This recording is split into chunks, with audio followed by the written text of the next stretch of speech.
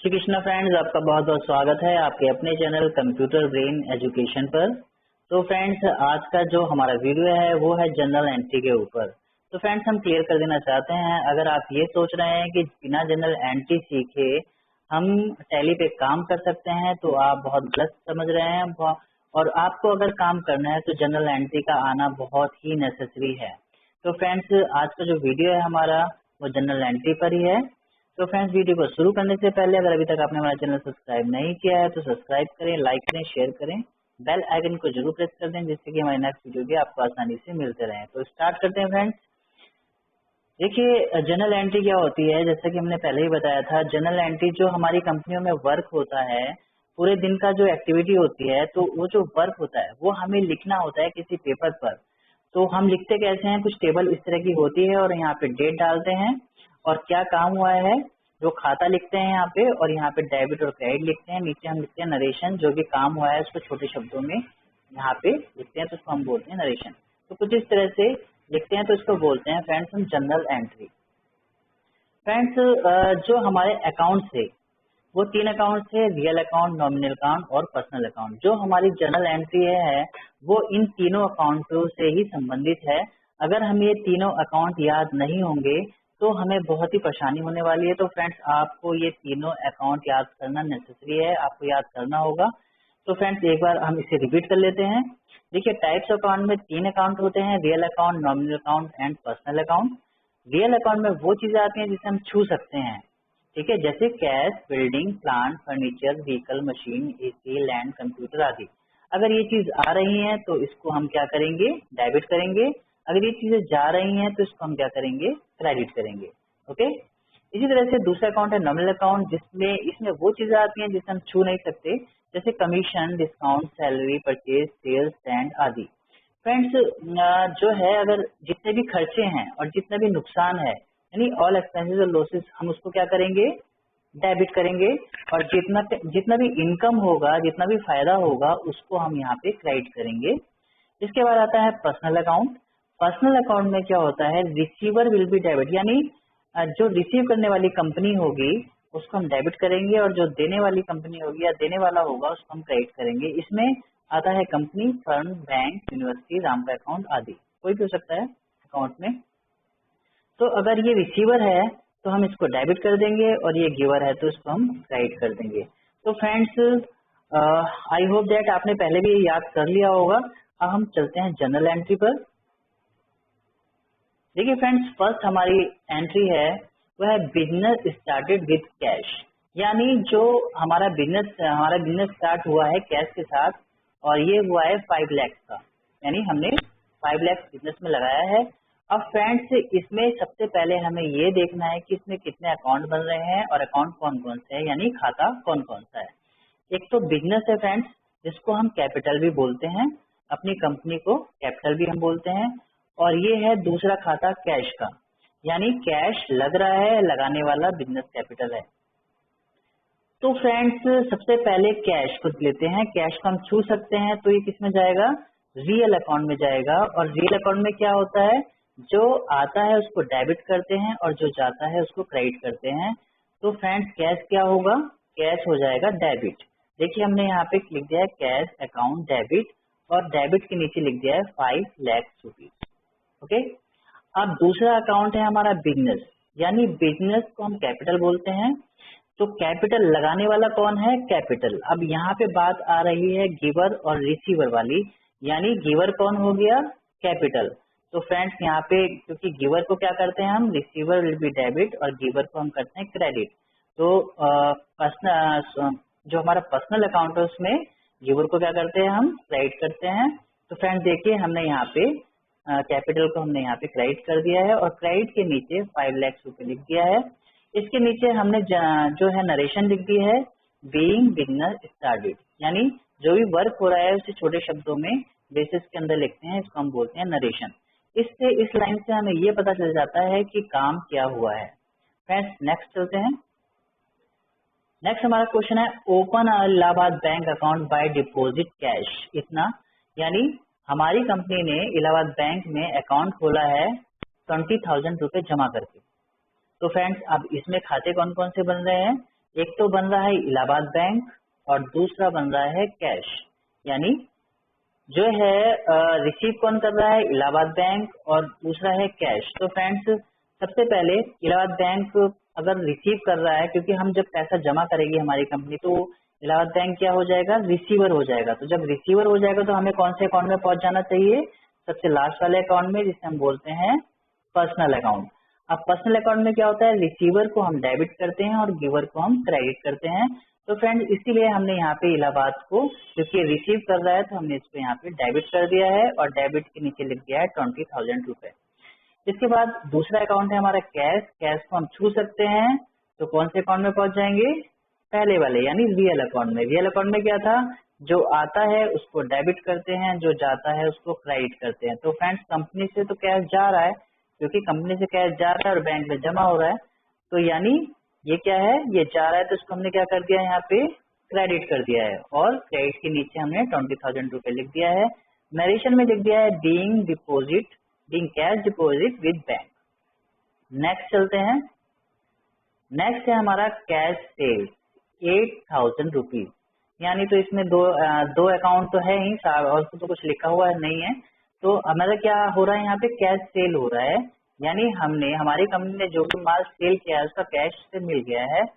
तो फ्रेंड्स इसमें जो दो अकाउंट है कैश और सेल, तो कैश को हम छू सकते हैं। तो रियल अकाउंट में क्या होता है, जो आता है उसको डेबिट करते हैं, जो जाता है उसको क्रेडिट करते हैं। तो हमने यहाँ पे कैश को डेबिट कर दिया है 8,000 रुपए। अब दूसरा है सेल। फ्रेंड जब हम कोई माल, हमारी कंपनी कोई माल सेल करती है तो वो एक तरह से इनकम होती है। तो फ्रेंड्स इनकम होती है तो इसे हम छू नहीं सकते, तो ये जाएगा नॉमिनल अकाउंट में। और नॉमिनल अकाउंट में क्या होता है, ऑल एक्सपेंसेस और losses will be debit, income and gain will be credit.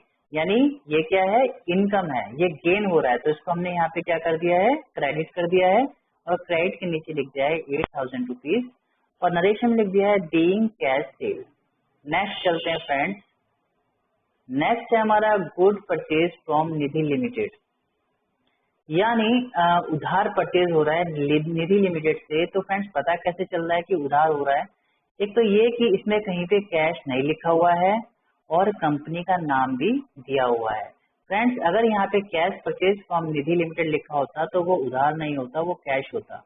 But यहाँ पे कैश नहीं लिखा हुआ है और कंपनी का नाम भी दिया हुआ है, तो इसका मतलब ये उधार परचेज हो रहा है। तो फ्रेंड इसमें अकाउंट कौन से बनेंगे, एक बनेगा परचेज का और दूसरा बनेगा निधि लिमिटेड का। तो फ्रेंड्स परचेज तो हम क्या है, परचेज एक तरह से कंपनी का खर्चा है, क्योंकि जब कोई भी कंपनी माल खरीदती है तो वो एक तरह से उसका खर्चा होता है। तो फ्रेंड्स खर्चों को, जब खर्चा है तो कहाँ पहुंच जाना चाहिए हमको, नॉमिनल अकाउंट में। और नॉमिनल अकाउंट में क्या होता है, ऑल एक्सपेंसेस और लॉसेस विल बी डेबिट। यानी परचेज क्या है, खर्चा है, तो इसको हमने क्या कर दिया है, यहाँ पे डेबिट कर दिया है 50,000 रुपीज। इसके बाद लिमिटेड यानी निधि लिमिटेड अकाउंट है। अब यहाँ पे बात आती है रिसीवर और गिवर वाली। जब हम कोई चीज हमारी कंपनी में आ रही है तो देने वाला कौन है, निधि लिमिटेड। और जब रिसीवर और गिवर वाली बात आ जाती है तो हम कहाँ पहुंच जाते हैं, पर्सनल अकाउंट में। और पर्सनल अकाउंट में क्या होता है, रिसीवर को हम डेबिट करते हैं, गिवर को हम क्रेडिट करते हैं। तो फ्रेंड्स ये है गिवर, तो हमने यहाँ पे इसको क्या कर दिया है, क्रेडिट कर दिया है। निधि लिमिटेड को हमने यहाँ पे क्रेडिट कर दिया है और क्रेडिट के नीचे लिख दिया है 50,000 रुपीज और नरेशन में लिख दिया है बीइंग क्रेडिट परचेज। नेक्स्ट चलते हैं फ्रेंड्स। फिफ्थ नंबर है good sales to Rani Enterprises. Friends हमारी कंपनी सेल कर रही है किसको, रानी इंटरप्राइज को। उधार या कैश, फ्रेंड्स ये उधार कर रही है क्योंकि यहाँ पे कहीं पे कैश नहीं लिखा हुआ है और कंपनी का नाम भी दिया हुआ है। अब फ्रेंड्स जब सेल कर रही है तो अब देखिए, जब सेल कर रही है तो रिसीव कौन कर रहा है, रानी इंटरप्राइज। अब यहाँ पे भी गिवर रिसीवर वाली बात आ गई है, तो फ्रेंड्स कहाँ पहुंच जाएंगे हम पहुंच जाएंगे पर्सनल अकाउंट में। और पर्सनल अकाउंट में होता है रिसीवर विल बी डेबिट और गिवर विल बी क्रेडिट। तो फ्रेंड्स रिसीवर रानी इंटरप्राइज है, जो कि हम सेल कर रहे हैं, उसको रिसीव कौन कर रहा है, रानी इंटरप्राइज। तो रानी इंटरप्राइज को हमने यहाँ पे डेबिट कर दिया है 5,000। इसी तरह से दूसरा अकाउंट है हमारा सेल का। अब सेल जो है एक तरह से कंपनी का फायदा है, क्योंकि हम जब बेचेंगे तो पैसा आएगा तो कंपनी का क्या है, फायदा है। तो फायदा कहाँ पहुंच जाएंगे, नॉमिनल अकाउंट में।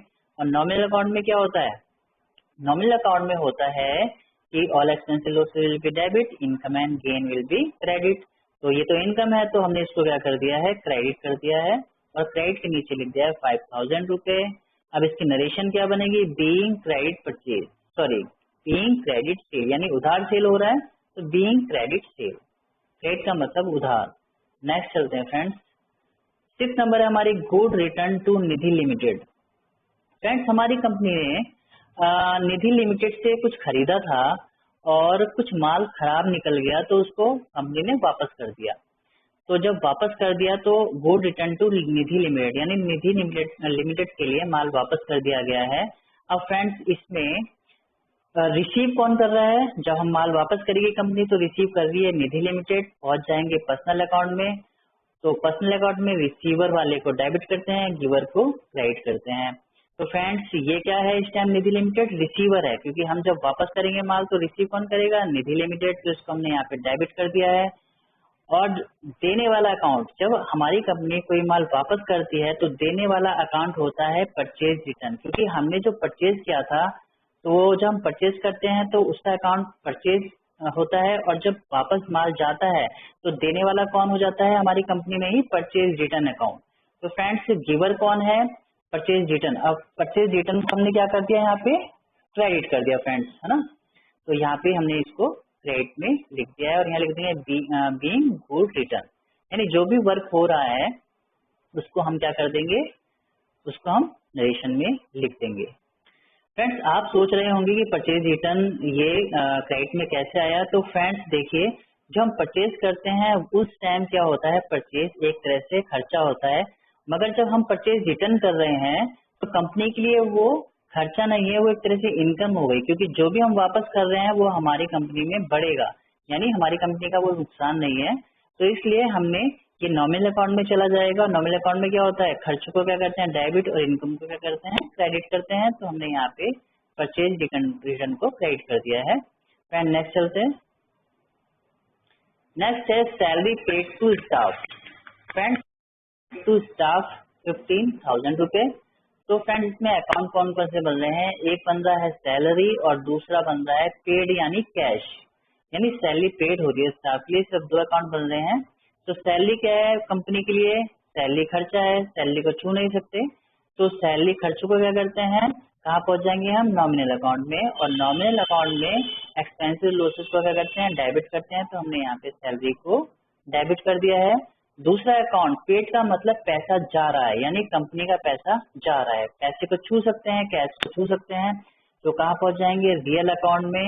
और रियल अकाउंट में क्या होता है, रियल अकाउंट में होता है जो आता है उसको डेबिट करते हैं, जो जाता है उसको क्रेडिट करते हैं। तो फ्रेंड्स आप देख सकते हैं यहाँ पे कैश को क्रेडिट कर दिया गया है। नरेशन में लिख दिया है बीइंग सैलरी पेड, यानी जो भी वर्क हो रहा है वो हम यहाँ लिख देंगे।